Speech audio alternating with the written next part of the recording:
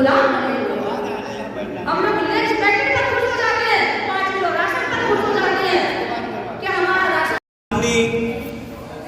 मैं राष्ट्रीय अध्यक्ष बनते आनंद भैरव प्रसाद, आप राष्ट्रीय उपाध्यक्ष, आप प्रदेश अध्यक्ष माननीय सत्यनारायण मौर्य, हमारी बौद्धमती विमला देवी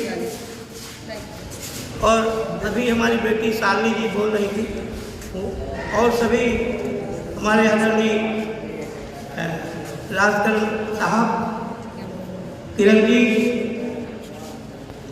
राम हृदय जी, अशोक जी, शंकर से निकल के क्रांतिकारी साथी, सारे साथी और नीलमा जी, अजय जी, बहुत सारे लोग हैं जिनका मैं नाम लूँगा, लंबी फहरिस्त है। अनीता अशोक जी हैं, बहुत सारे लोग हैं जिनका मैं सबका नाम नहीं ले सकता। गोल्डन जी है, गोल्डन में भी आए, गोल्डन जी है, सब लोग हैं, बहुत सारे लोग हैं। सारे लोग प्रदेश के लोग अम्बेडकर वाहिनी को बड़ी मोहब्बत करते हैं, बड़ा इखलास करते हैं, प्यार करते हैं। क्यों?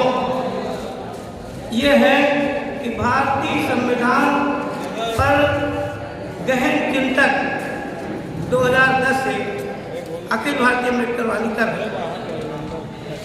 भारतीय समाज भारतीय संविधान को घर घर पहुँचाओ, पढ़ो और पढ़ाओ, इसका हस्ताक्षर अभियान 2010 से कई किस्तों में महामहिम राष्ट्रपति, महामहिम राज्यपाल, मुख्यमंत्री, chief justice supreme court, chief justice high court और फंडामेंटल राइट्स जो कमीशन है उस पर, उसके प्रेसिडेंट को और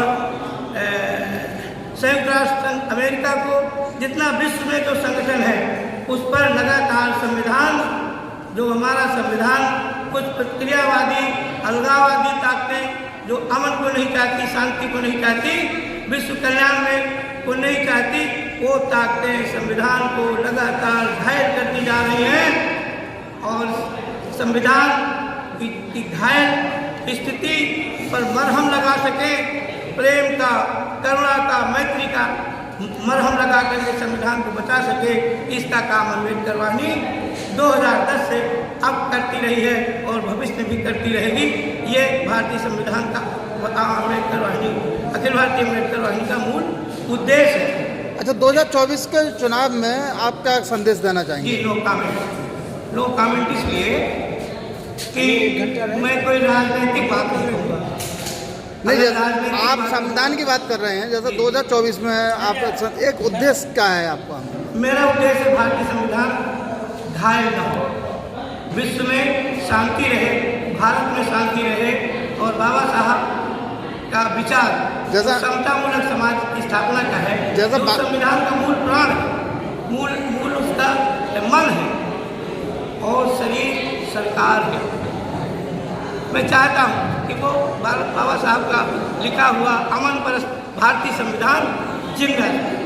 ये मेरा, जैसा बाबा साहब ने संविधान बनाया, जी, उसके आधार पर जैसे कि आप 24 में क्या वो देंगे जनता के बीच? आज बाबा साहब के उस पर आप संविधान पे आप बोले थे और जो बुंदेलखंड पे है, तो उसके बारे में थोड़ा सा विस्तार से बताइए। देखिए, बुंदेलखंड, अपना नाम देते जी, मेरा नाम शालिनी सिंह पटेल है, मैं जनता दल यूनाइटेड से प्रदेश अध्यक्ष हूँ, महिला विंग से। जी देखिए, मैं जिस बुंदेलखंड से हूँ, ये हमारी मांगे जो लगभग 1956 से चल रही हैं कि हमारा बुंदेलखंड राज्य अलग होना चाहिए।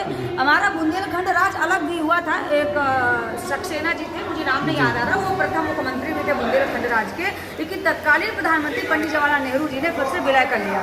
तो हमारी ये निरंतर लड़ाई, हमारे बहुत सारे बुजुर्ग जो कुछ लोग शहीद हो गए लड़ते लड़ते, मतलब बुंदेलखंड राज्य बने, लेकिन वो सबसे पहला मेरा मुद्दा महिलाओं के लिए। देखिए, ये सरकार बात करती है महिला सशक्तिकरण की, जब महिलाओं को जो है घसीटा जाता है, नग्न किया जाता है, उस समय इनकी जुबान बंद हो जाती है। दूसरी बात पत्रकारों की, आप भी मीडिया बंद हुए, आप भी स्वतंत्र नहीं है इस सरकार में।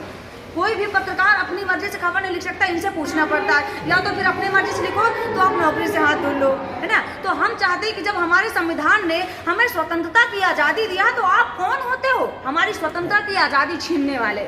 ये बहुत गलत हो रहा है। तो जो भी सरकार बनेगी, मैं आपके चैनल के माध्यम से कहना चाहती हूँ इंडिया गठबंधन के नेताओं से कि मिलजुल करके रहिए आप लोग, संविधान की बचाने की बात करिए, स्वास्थ्य की बात करिए, शिक्षा की बात करिए, बेरोजगारी की बात करिए, किसानों की बात करिए, महिलाओं से संबंधित बात करिए और देश की संपत्ति जो बेच